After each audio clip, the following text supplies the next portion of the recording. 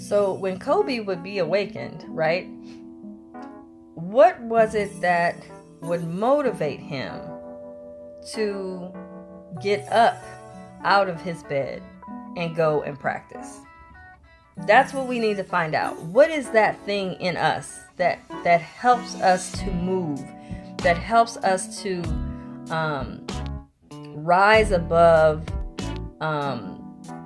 just the basics, or rise above just being mediocre?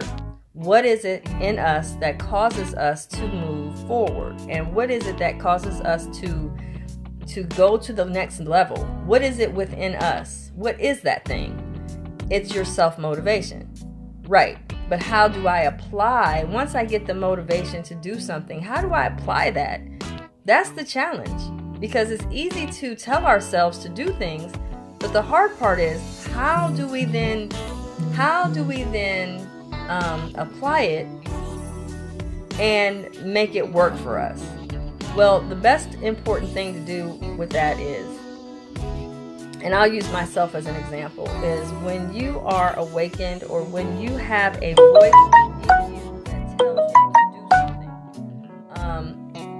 begin to move towards that, whatever it is. So for instance, if I feel a poem come inside of me, or if I feel that I need to write about something, or if I feel I need to go live because I've been pushed to do something, or if I have seen something that I believe is, ooh, that's something I need to address, or I see something that is going on and I feel that it's necessary to get dealt with, then I don't hold back and not do it.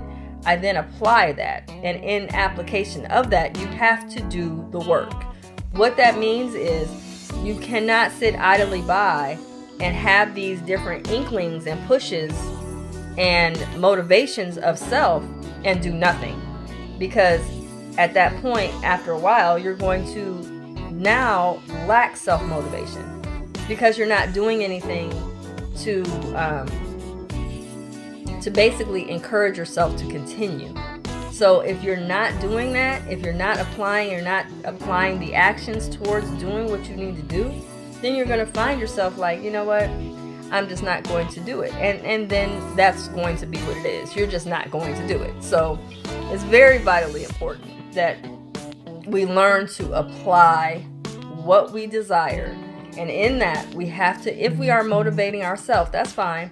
But if we're motivating ourselves, then after the motivation, we need to apply what we have and what we're desiring to do. Now, I said all that to say this. Here's the next thing that's important and vitally important. This is the last thing, so please make sure you're writing this down. Spirituality. I know I talk about this often, and I know you guys I have drilled your heads with spirituality, probably ridiculously, because it is so vitally important. But I want to take this back to what I tell my children. What is vitally important is, we seek to find God above the clouds, and we really don't realize that God is inside of us. Each and every one of us has God in us. Okay? What that means is, there's a part of you that you cannot escape. God's in you. So, and understand that God is omnipresent. So God is in you and God is around you at all times. Whenever you get something, and like I think it's very important that we don't miss this part. It's very important that when you hear something, you know, I think I need to do this, or I got this funny feeling I should do that, or I maybe shouldn't walk around this corner because something in my pit of my stomach is telling me I shouldn't go around this corner. Do you know that's the God in you? I mean, really. Do you realize that that's the God in you? That is your sixth sense. And when you pay close attention to your sixth sense and to the God inside of you, you will be amazed at how much you will accomplish. But I need to be very clear about this. It's very, very, very important. Please write this down. If your life is full of drama, is full of loud chaos, you're not going to hear God at all. Do you hear what I'm saying? I'm going to say it again. If you have drama and loud chaos in your life and God is trying to reach you, He's not going to get through. You're not going to hear God because your life's too loud. This is why I tell you guys all the time about spirituality. And you know, y'all that watch me, y'all know I'm always on this. So this is nothing new. But for those of you that are new, I want to welcome you, but I am very big about spirituality. You have to have a spirituality. You have to have, number one, you have to have your spiritual practice. What that means is you must have a prayer time every day, not once in a while, not going to church and coming home on Sunday. No. Every single day you must have a prayer time. Number two, you must learn to meditate. Do you understand what I'm telling you? Meditation and prayer life is essential for this to get.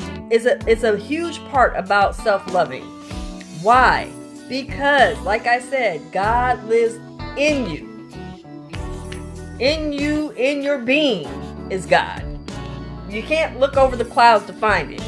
You can't look around you trying to seek Him. God is right here, inside you.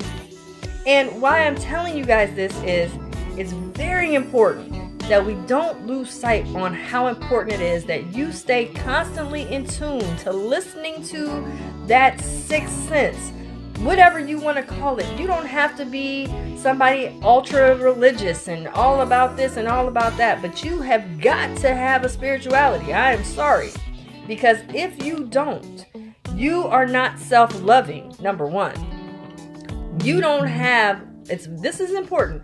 You have to have a filter in life.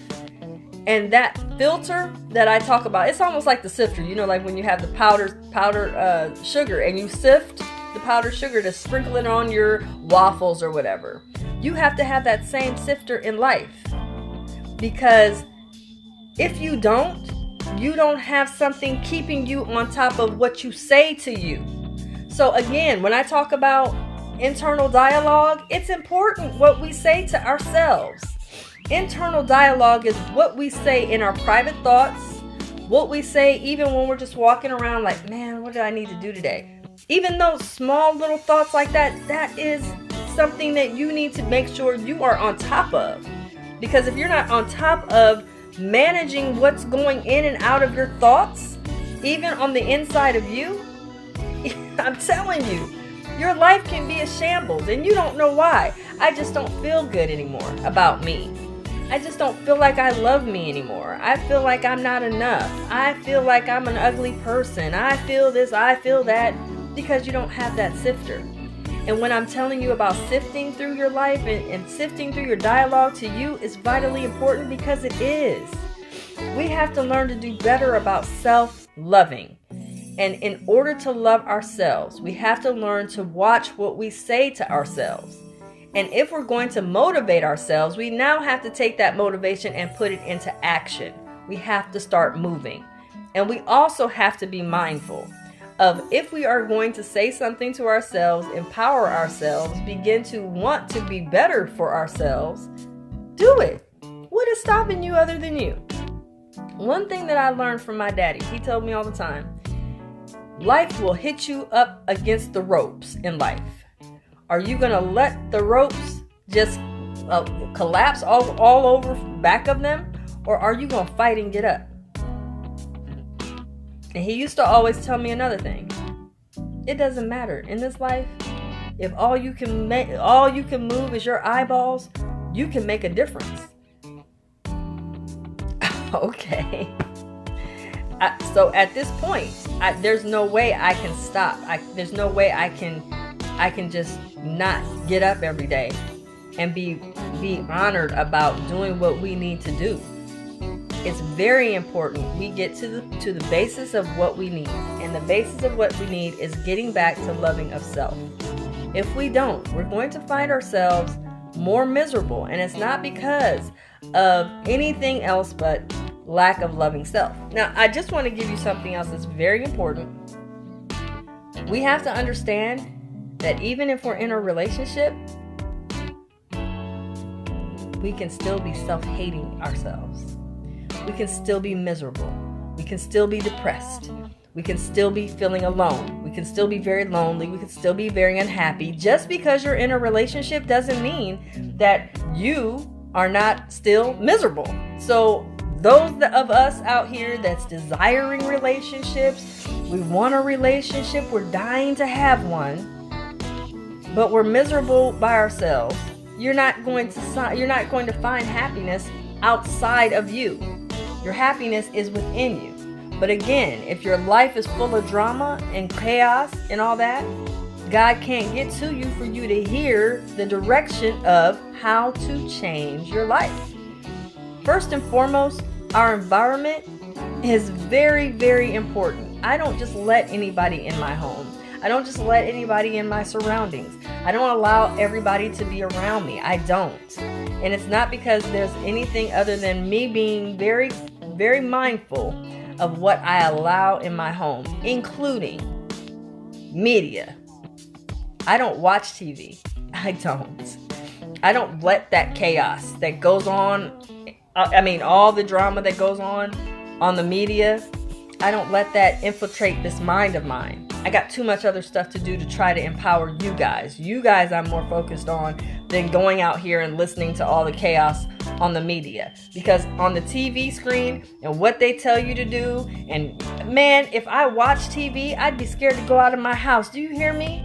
They got you thinking, if I watch 30 minutes of the news, it just turns me off. You mean to tell me all you're showing me is murders and car accidents, and you're showing me about who stole what and this criminal that, and it's ugliness. I will not allow that to infiltrate in my mind at all. I refuse.